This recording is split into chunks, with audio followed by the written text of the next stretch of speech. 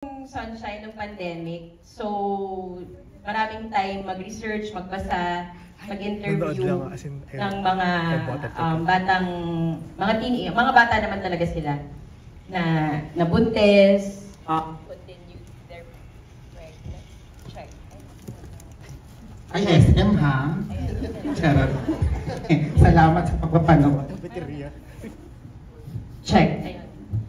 Those who continue their pregnancy, those who terminated their pregnancy. Tapos, based from the interview, saka nabuo yung kung ano yung tatakbuhin ng kwento. Ay, thank you.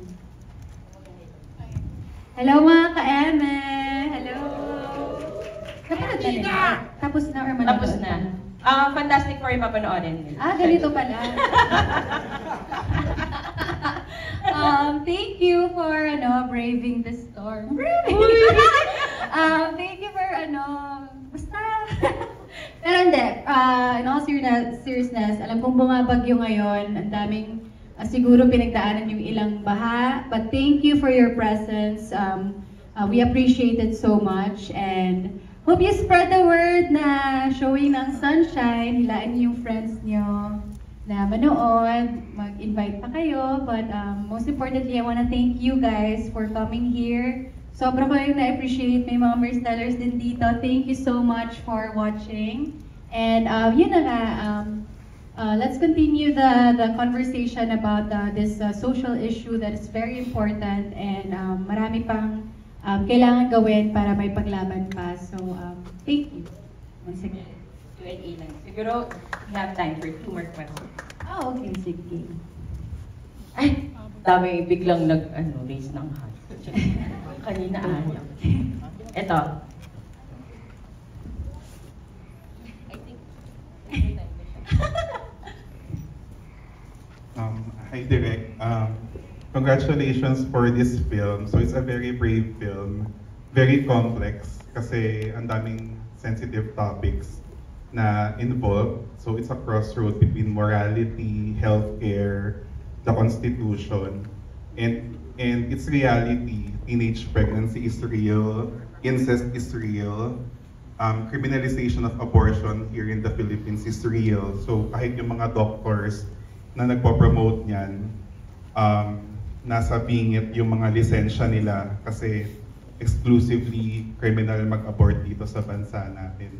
My question is, during the preparation and creation of the film, how did you navigate around the potential backlash or the potential, comments ng mga ultra-conservatives na mga manonood nitong pelikula?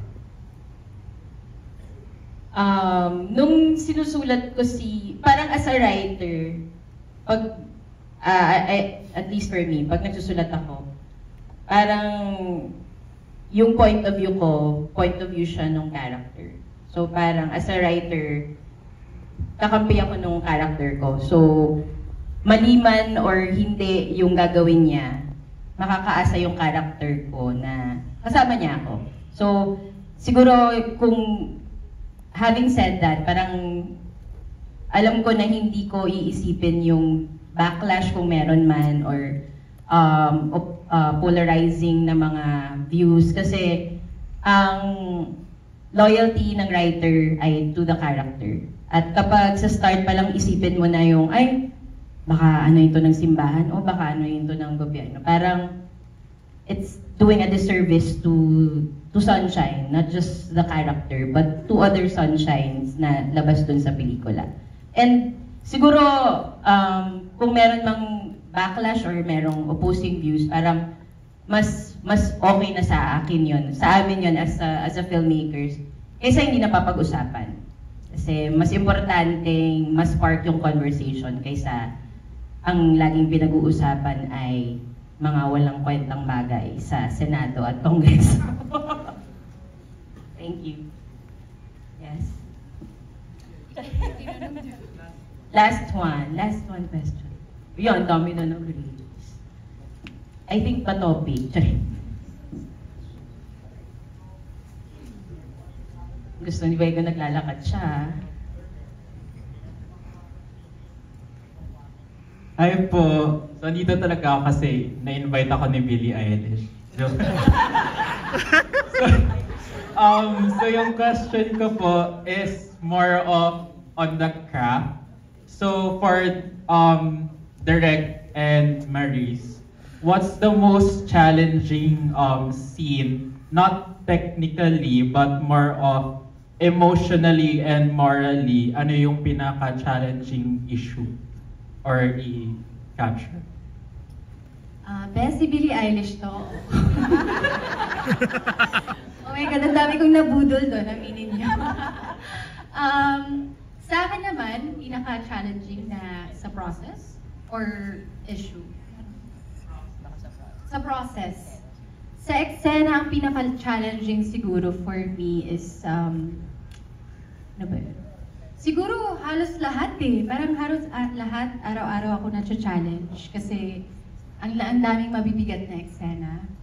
Siguro for me, ang pinaka-challenging talaga ay yung bigat na dinadala ni Sunshine habang nagla-last routine. Kasi dalawa yung iniisip ko nun, choreography and yung emotions. Doon ako pinaka-na-challenge talaga na 6 a.m. na kami na pack up ni Direk. Pero it was such a relief nung natapos namin yung eksena yun. Kung hindi lang talaga kinapos sa oras, marami pa kaming idadagdag na mga shots. Pero okay lang. Challenge din for me siguro as an actress kasi sanay ako sa roles na very expressive and very big yung reactions to the point na I admit na nagiging mannerisms ko na siya. I had to unlearn a lot of habits upon playing Sunshine kasi ibang-iba si Sunshine sa lahat ng characters na nagabadan ko. Lahat ng emotions niya, internal niyang sinastruggle, na-observe ko rin sa lahat ng mga gymnasts habang nagtitraining ako. Mahinhin lang talaga sila. Tapos, hindi sila masyadong ganyan. Basta, hindi sila parang ako. So, ang dami ko talagang in-unlearn. Even na single nuance na parang loob lang talaga yung struggle. Hindi siya makikita sa mukha, hindi siya makikita sa katawan. Wala kang ini-indicate na emotion. It's really just very internal. And feeling ko, akala nila mas mahirap yung malalaki. Ang mahihirap yung parang very subtle nuance kasi kailangan mo i-fire up lahat ng cells mo, even your heart, your mind, na parang hindi ka nag-iisip at all. So, yun yung buong process sa buong pelikula from scene 1 to last scene. So, halos araw-araw na-challenge tayo. Yun lang. Okay. Thank you, Billie Eilish. Yan. So, thank you guys. Mag-selfie lang tayo for tatag namin kayo isa-isa.